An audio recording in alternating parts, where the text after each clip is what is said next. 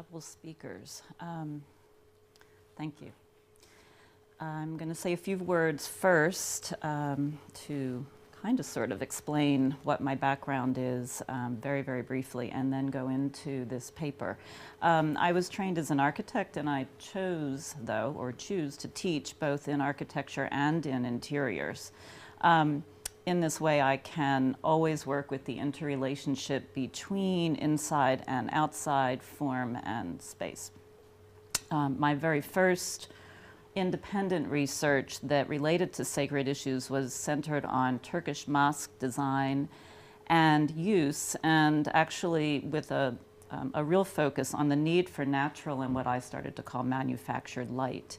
And I then extended this work into looking at zones that are sacred, perhaps, around a mosque, and began at a slightly later point to teach a seminar on sacred space that later included not only the mosque, but synagogue, church, and temples. And today what I'm presenting is related to, I guess I would say, aspects of interior and exterior, but in the realm of the city and its streets and what I'm calling centers and edges. So I'm pleased to be here, and I'm also really glad to see that we're all apparently traveling around the world to explore this topic of spirituality and urbanism together. I'm going to let you just stare at my map there. Journalist Joel Garreau published Edge City: Life on the New Frontier in 1991. In it, he wrote about the history of urbanization and the severing of our direct ties to nature and to the land, resulting in a pervasive feeling of dislocation, alienation, conflict, anxiety, and loss. Garreau also uses the American culture and technology scholar Leo Marx's work to remind us of that architecture has regenerative power, is located in the natural terrain, access to undefiled, bountiful, sublime nature is what accounts for virtue and special good fortune of Americans. Garreau says the landscape thus becomes a symbolic repository of value of all kinds: economic, political, aesthetic, religious. And he argues further how you feel about the abrupt appearance of this machine in the garden, Marx's book title from 1964, is doubtless predicated on your idea of progress. Recognizing an eco-psychological condition may be another way to comprehend the paradoxical need for the coexistence of a constructed and natural landscape within the city. John Davis, a psychologist and scholar, wrote in the late 1990s, "Eco-psychologists view the relationship between humans and nature as much more expanded than normally held by ecologists or psychologists. There is a deeply bonded and reciprocal communion between humans and nature. The denial of this bond is a source of suffering both for the physical environment and for the human psyche. And the realization of the connection between humans and nature is healing for both." Cities contain several kinds of gathering spaces that allow for community, individuality, and spiritual regeneration and recreation. Most cities were, as we know, originally situated within a natural environment alongside a waterway that provided potential transportation and commercial benefits. As urbanism developed, several kinds of gathering spaces, centers, and edges were planned or added to draw people together. These landscapes, environments, and architectural spaces of different sizes and shapes serve as counterpoints to the densely built, faster moving, and diverse cosmopolitan attitudes and conditions found in the city. In this paper, I suggest that passing from, to, and between the open yet manufactured or planned or constructed centers, such as plazas and pedestrian streets, and the more natural edges of cities formed by small city forests or waterways, creates a vital daily possibility for urban ritual.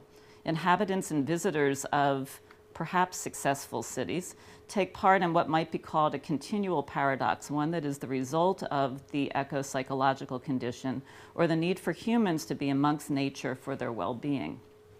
Often we reduce the notion of being spiritual or desiring A spiritual relationship within our everyday experience is being religious. Typically, sacred spaces such as church, synagogue, mosque, or temple sit in a design setting to allow the surrounding spaces to become thresholds for individual or community prayer, usually taking place amongst the interior. In this case, the architectural edifice is the obvious signifier of the spiritual and sacred and the container of rituals.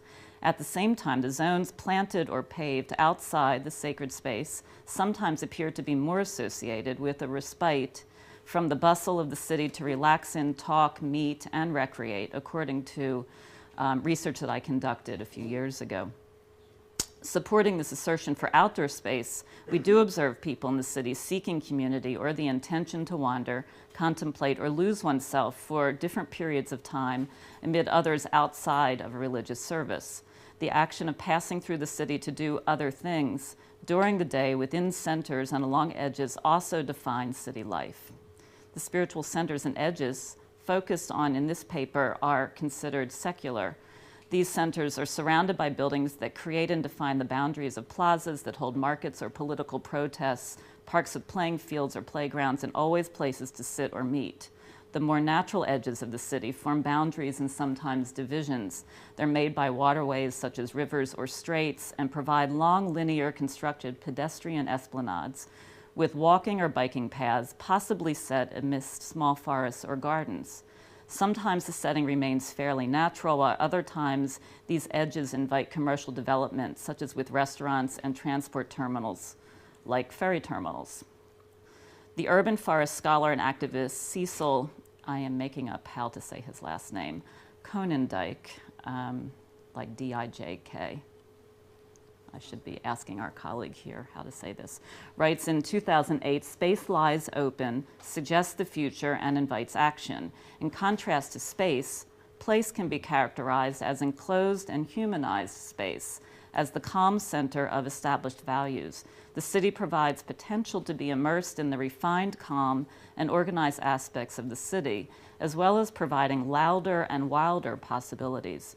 Spiritual yearning for regeneration, recreation, or recreation calls for different levels of freedom and transcendence found within the city." I describe the whole urban condition on a spiritual environment that is necessary for present-future urban survival. Though a seemingly incongruous pairing, Eugene, Oregon, and Istanbul, Turkey, offer a way to expose, and the top is Eugene and the bottom is Istanbul and environs.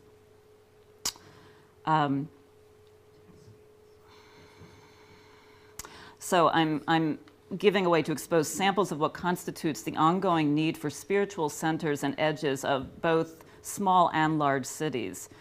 For example, as far as scale goes, according to the 2011 census for both cities, Eugene, Oregon's metropolitan population today is approximately 200,000 people, while Istanbul's is nearly 70 times this size, or over 13.9 million people. Yet as a case study, they provide similar and also prototypical understanding of how modern people survive, what people seek, and how people sustain life in cities of different scales and different cultures. I know both of these cities well, as I've lived and taught in Eugene for 16 years, and I've lived in Istanbul and other parts of Turkey for various periods of time over the last couple of decades because of research that I do not only on sacred space, but to investigate use and change in monumental and everyday urban and rural places. I suggest that Eugene and Istanbul both provide spiritual environments where it is possible and perhaps required to find solace, recreate with others, or even lose oneself in for periods of time. The market or public plaza as a center and the urban waterway, with or without forest, offer freedom and non-controlled possibilities for escape from daily life in the city. Whether merely passing from one center or edge point to another, or spending an hour or part of a day, these places may be understood as interstitial spaces with liminal qualities. That's what happens. Let's see. Yay. It's there. Okay. Thereby cleansing the urban mind and body. All right. What I'm going to do is show little groups and then continue talking, little groups of pictures. So I just push green. Do I have to aim at this? Push the Oh, the arrows. Okay. Do I? You want to get into slideshow mode? Oh, you mean this isn't in that yet? Just go to view. Yeah, I thought we were in that already. Page display. Just keep scrolling down. Keep going. There you go. Got it. And then it's the Better. It's the arrows. Great. Okay. So I'm always going to be doing Eugene first and Istanbul second. And zeroing in. This is the Willamette. I guess there's a pointer on the top button is a pointer. Great. I love this. Okay. This is the Willamette River going through, and the downtown area is here, and we're going to keep focusing in a little bit closer. And I'm going to be basically talking about this area right here, and then just suggesting some of the things that one does along the edges. One more. Okay, a little bit closer. And let's see. Good. Okay, go back. Okay, Eugene City, Oregon, was settled along the Willamette River in 1846 by Eugene Skinner. We're one of those cities that actually has a first name.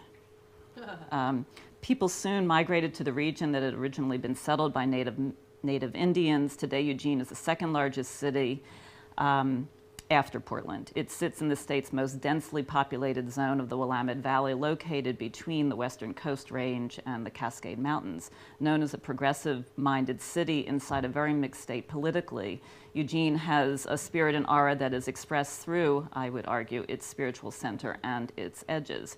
In downtown Eugene, the original planned center,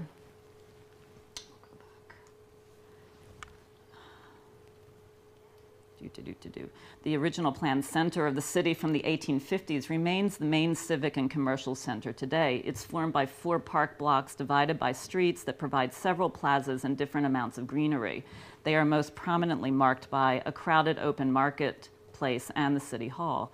This gentle and wild heart and soul of Eugene is most alive 8 months of the year. Spring through summer and fall, the population swells as tens of hundreds of people are welcomed from every age, ethnicity, and economic level to meet, watch each other eat, drum, make politics visible, and sell organic produce and crafts while bound by mostly office and commercial buildings and roads with stoplights and bike lanes. Yet the public space as a whole is always open, therefore still functioning on non-market days and in winter months with small gatherings in these spaces. 5 minutes. Really? Yeah, really. Okay. All right. This at home before you. Of course. All right.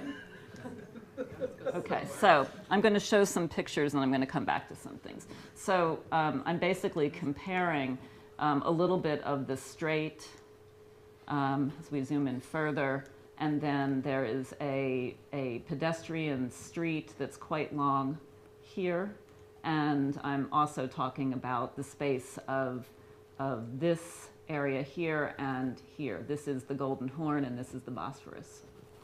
Okay, we'll go in a little bit closer.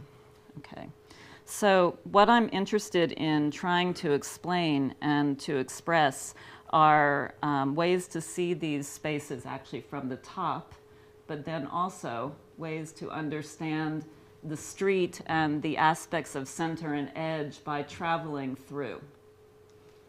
So the wild and spirited aura of Eugene, Oregon often looks like this and like this.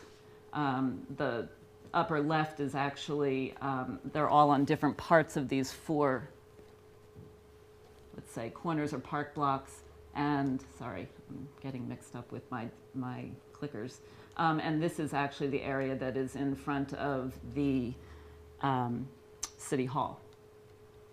Okay, so you can start to see what this feels like. In contrast, but actually in some ways quite similar, what you start to see in Istanbul in a hillier space, and you're looking here, you're actually looking this direction and climbing up to this upper area, which is where this area resides. Okay, so historically. This is called Istiklal Caddesi. I want to remind that a week ago there was quite a lot of turmoil, a kind of police siege that directly folds into other larger research that I'm doing in this area. And I want to bring this up by showing a few other slides that relate to the concept of center and edge, and a place that actually is having some of its soul taken away from it, and that there's no resolution really in sight in relation to the idea of how a green space relates to the city. And so this notion of protest, which actually is very alive in Eugene, is also and has always been alive in this other part of Istanbul, and is quite, I think, germane to what this symposia is about. So this is not recent. This is actually from last year, last summer. There's often protests along this pedestrian area, and it's meant to be a place that's quite peaceful. These next sets of slides are actually a way to see the paths that you might take. There's actually no prescribed path in Eugene, nor is there really a prescribed path in Istanbul to get down to the water or to go to the edges, but one might experience it in these ways. I'm proposing that you would look at these photographs in a clockwise method. And they're meant to be a collage because it's sort of the way that you actually experience the city as you move through and go back and forth. And then you eventually get to the water and you travel along these edges. And this is obviously Eugene. And this is marking the area that was the original space where there was a ferry boat in Eugene, and now there's a ferry bridge that took over after it was found that these waters were hard to navigate. And then by comparison, a similar place, but a very different view with very steep roads and alleys and avenues down. And then you eventually get to the water.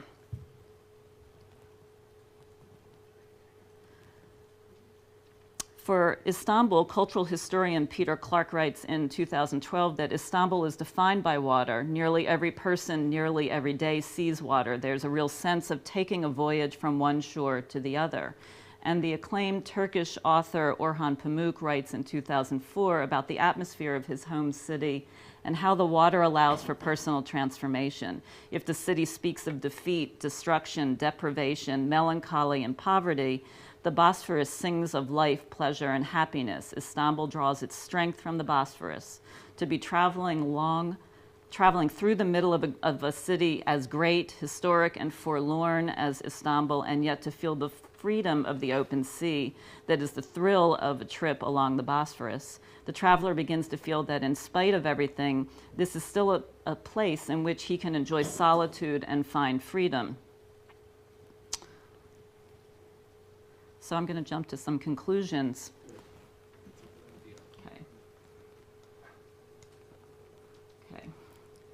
To conclude for the present future in this paper, I suggest and argue that the spiritual resonance for sustaining life in the city is dependent on the action of moving between centers and edges.